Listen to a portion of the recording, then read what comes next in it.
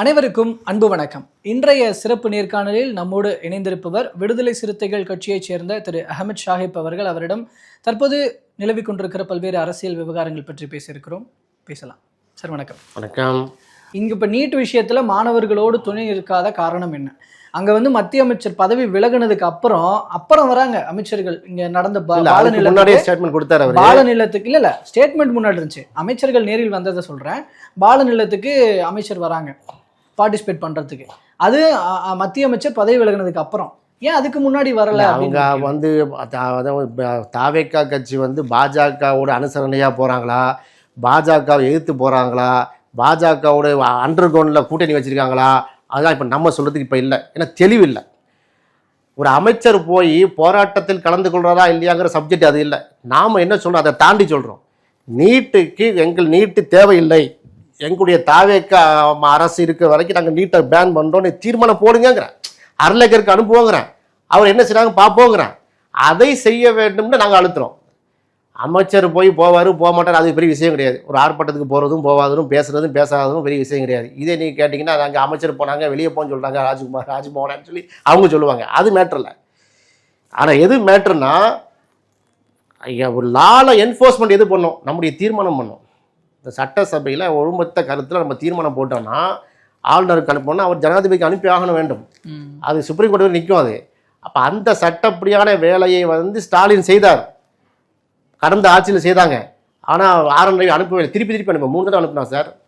ஆமாம். அப்போ இதே மாதிரி இப்போ நட்போடு தான் இருக்கான்னு சொல்கிறீங்க. இப்போ நம்ம திருமணம் போடுவோங்கிறேன், அதை நோக்கி நம்ம தள்ளுவோம், அதை நம்ம கோரிக்கையை வைப்போம். அதை தலைவர் சொல்லியிருக்காரு, தெளிவாக சொன்னாரு. நடக்க போகிற சட்டசபை கூட்டத்தொடரில் அதில் நம்ம வாய்ஸ் கிளப்போம். அதை நம்ம இதைத்தான் நம்ம சட்டமாக பண்ணணும் அப்படிங்கிறத வலியுறுத்துவோம் எல்லாம் சேர்ந்து. அதுதான் ப்ரோஆக்டிவான மெசராக இருக்கும்.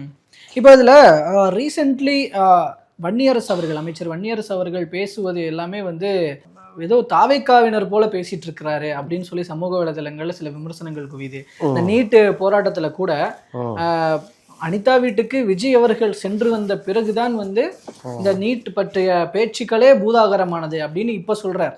ஆக்சுவலா அந்த சமயங்கள்ல நீங்க திமுகவோடு இருந்தீங்க, நீங்க எத்தனை போராட்டம் பண்ணியிருப்பீங்க. இன்னைக்கு தாவேக்காவுக்கு வந்ததுனால ஒரு அமைச்சர் பதவி கிடைச்சதுனால இப்படி முட்டு கொடுக்குறாரு அப்படின்னு விமர்சிக்கிறாங்க. யார் விமர்சிக்கிறா?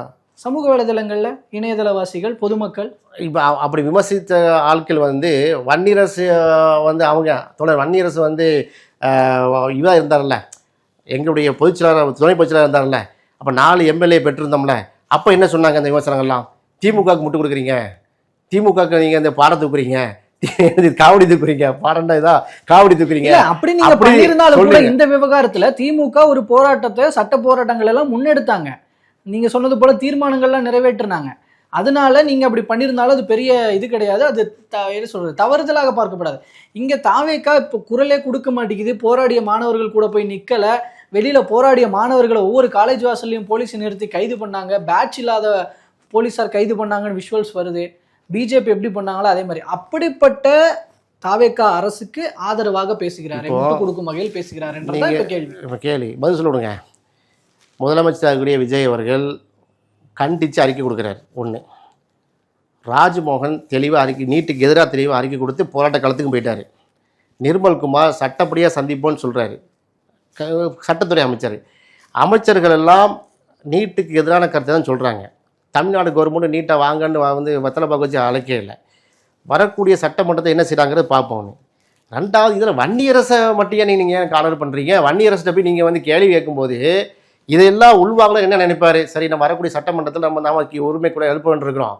அப்போ அதை ஒரு கவனத்தில் வச்சு கூட அவர் பேசியிருக்கலாம், தெரியல. தோழர் வன்னியரசு தம்பி கேட்டால் அந்த விஷயம் தெரியும், எப்படி முட்டு கொடுத்தாரு, என்ன மாதிரி செஞ்சாங்கன்னு ஃபுல் ஸ்கிரிப்ட் நான் பார்த்தா தான் அதுக்கு பதில் சொல்ல முடியும்.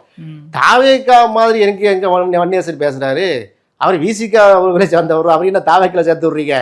அதனால் அப்படிலாம் இல்லை. ஆட்சியில் சரின்னா சரின்னு சொல்லுவார், என்னை போல். தப்புனா தப்புன்னு சொல்ல போகிறார். அதான் தோழர் வன்னியரசு நான் பழகின வரைக்கும் நான் சொல்கிறேன். அதனால் வன்னியரசு அவர்களை நான் டிஃபெண்ட் பண்ண நோக்கம் இல்லை. அவர் இதையெல்லாம் உள்வாங்கிய நிலையில் அவர் என்ன செய்யிருப்பார், பேசியிருப்பார். நல்லெண்ணம் கொள்ளுங்க, அவ்வளோதான் மேட்ரு. அதில் ஒரு பெரிய விஷயம் இல்லை. அவர் விசிகாரர் தான், விசிகோட துணை பொதுச் செயலாளர், எங்களுடைய எம்எல்ஏ, எங்களுடைய அமைச்சர். அதனால் அவர் தாவேக்காவில் பாய் பேசுகிறாருன்னு மாதிரி. அப்போ எந்த அளவுக்கு நாங்கள் இல்லை சார், நீங்களே சொல்லுங்களேன். அனிதா வீட்டிற்கு விஜய் அவர்கள் சென்று வந்த பிறகு விஜய் அவர்களே போயிட்டு வந்துட்டாருன்னு பாயிண்ட முன் வச்சுதான் தமிழ்நாடு நீட்டுக்கு எதிராக குரல் கொடுத்துச்சு. அப்படி இல்லை, நீங்களே சொல்லுங்க வரலாறு என்ன. அதாவது என்னன்னா அவர் போகும்போது அனிதாவுடைய மரணத்துக்கு குரல் கொடுத்தாரு. விஜய் அவர்கள் வந்து அரசியலுக்கு வர முன்னாடி குரல் கொடுத்தாரு. அது உங்க ரசிகர்கள் அந்த இளைஞர் மத்தியில் ஒரு ப்ளஸ் ஆயிடுச்சு. அதே மாதிரி ரஜினி தான் குரல் கொடுத்தாரு, கமல்ஹாசன் குரல் கொடுத்தாரு, பார்த்திபன் குரல் கொடுத்தா செஞ்சாரு. எல்லாருமே குரல் கொடுத்தாங்க. அப்படின்னா அமைச்சர் இப்படி பேசுறது எப்படி? ஏன்னா இப்போ கமலஹாசனோ ரஜினிகாந்தோ பார்த்திபனோ மற்ற ஆட்களோ யாருமே வந்து முதலமைச்சரா இல்லை. முதலமைச்சரா யார் இருக்கா? விஜய் தான் இருக்கிறாரு. அதனால முதலமைச்சரா இருந்து குரல் கொடுக்காத நீங்க ஒரு துரும்பை கூட நிவட்டவில்லைன்னு சொல்லும் போதே அந்த சரத்தை சொல்றாரு. அனிதா வந்து இறந்து போன அந்த மாணவி தோழி நம்மளுடைய மாணவி அனிதா வந்து தற்கொலை செய்யும் போது கூட அப்போ அரசியல் பிரவேசமே எடுக்காத ஜோசப் விஜய் அவர்கள் வீடு வரைக்கும் சென்று குரல் கொடுத்தாருங்கிற ஒரு வரலாற்று நிகழ்ச்சியை சுட்டி காட்டுறாரு. அவ்வளவுதான், ஞாபகம் விட்டுறாரு. அதாவது சிம்பிளா எடுத்துட்டு போங்களேன். அதுக்கு வந்து தாவேக்காக்கு முட்டு கொடுக்குறாரு, தாவேக்காவே மாறிட்டாருங்கிற அளவுக்கு ஒரு பெரிய விமர்சனம் வைக்க தேவையில்லை. அதான் ஆக்சுவலி உங்க பதிலே வந்து அந்த வார்த்தை இருக்கு. இப்ப ஒரு முதல்வரா இருக்கிறதுனால நீங்க சொன்னீங்க முதல்வரா இந்த புகழ் பாடுதலும் முட்டு கொடுத்தலுமா அப்படின்னு. நீங்க முட்டு கொடுக்க, அப்ப நாங்க முட்டு கொடுக்குற அளவுக்கு தாவேக்கா வந்து ரொம்ப பலகீனமா இருக்குங்கிறீங்க. 107 108 சீட்டை வந்து இந்த மக்கள் வந்து வாரி வழங்கியிருக்காங்க. நாங்க 2 சீட்டு தான் இருக்கிறோம். விசிகா வந்து முட்டு கொடுக்குற அளவுக்கு தாவேக்கா வந்து பலகீனமா இருக்கு. கேள்வி அந்த மாதிரி திரும்புது, பாத்துக்கிறீங்க.